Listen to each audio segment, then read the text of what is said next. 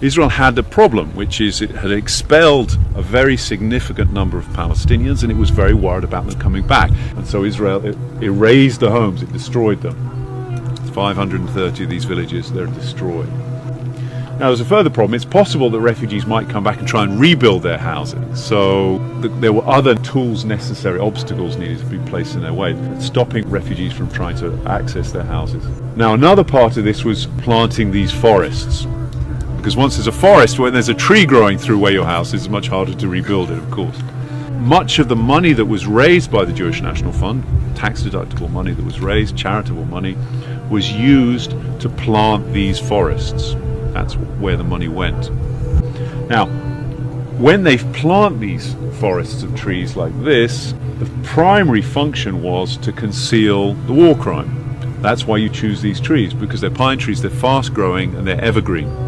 So they quickly cover up the war crime and they give you round-year cover. There's also another aspect of these trees that's worth thinking about. The new immigrants that moved into this moshav here were from Romania and Bulgaria. Like many of these kinds of communities, they were bringing in new immigrants from Eastern Europe and putting them into these kinds of communities to Judaize the land. This is all about Judaization again, of course. These pine trees were much more familiar to them, much more homely. Israelis trying to compare the relationship between the trees, what the trees were doing and what the new immigrants were doing. They were doing something very similar. They were both Judaizing the land quite aggressively to dispossess Palestinians. So there was a psychological element probably to planting these forests as well. If we think about what were the kind of native trees of this area before the pine tree, it's interesting. Let me go through a few of them. There were olive trees. There were citrus trees, there were nut trees, pecans, walnuts, almonds, cherry trees, pomegranate trees. See any connection between all those trees?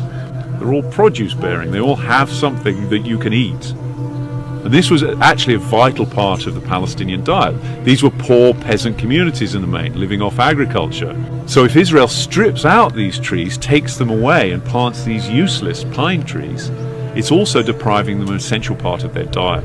So that was part of the story here as well.